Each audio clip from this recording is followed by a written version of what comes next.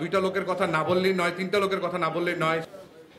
Cable operators association of Bangladesh কোয়াবের কেন্দ্রীয় দ্বিবার্ষিক নির্বাচনের ফলাফল ঘোষণার জন্য বুধবার রাজধানীতে এই সংবাদ সম্মেলনের আয়োজন করা হয়।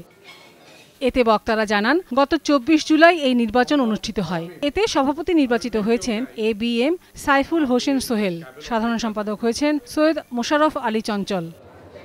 সংগঠনের সাবেক সভাপতি ও সাধারণ সম্পাদক জানান, ২০০১ সালের প্রতিষ্ঠার পর থেকে অনেক চড়াই উতরাই পার করে এগিয়ে গিয়েছে সংগঠনটি। আগামীতে নতুন কমিটিকে তারা সহযোগিতা করবেন। আমার সারা বাংলাদেশে কেবল অপারেটরদের প্রতি একটা অনুরোধ থাকবে, এটা একটি বাণিজ্য সংগঠন, আমাদের প্রত্যেকেরই একটি স্ব পরিচয় আছে। আমরা আমাদের লেখালেখি কোনো কিছুর মাধ্যমে আমরা যেমন এমন কোনো কিছুর পরিচয় না দিই যেন আমরা মানুষের কাছে প্রতিপন্ন করি। আমি যদি একটি মানুষকে রেসপেক্ট করি, আরেকটা মানুষ আমাকে রেসপেক্ট করবে, এটাই বাস্তবতা। আমি সেই সম্মানের জায়গা থেকে বলতে চাই, প্রতিটা কেবল অপারেটরের কাছে নিকট আবার বিনয়ের সাথে অনুরোধ, আমরা প্রত্যেকে সম্মানের চোখে দেখি, প্রত্যেকের যে সম্মানটুকু আছে সেটুকু আমরা প্রদান করি। বিগত দিনেও আপনাদের সাথে ছিলাম, এবারও আছি, আগামীতেও থাকব।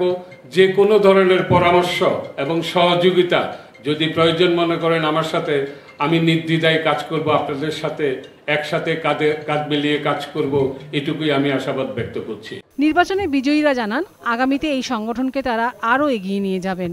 আমাদের কাঁধে অনেক দায়িত্ব। আমরা বিগত দিনেও অপারেটরদের জন্য কাজ করে এসেছি এবং তারা আমাদের সে কাজের মূল্যায়ন হিসেবে যেভাবে আমাদেরকে স্বতঃস্ফূর্তভাবে নিরঙ্কুশভাবে বিজয়ী করেছেন, আমাদের দায়িত্ব অনেক বেড়ে গেছে।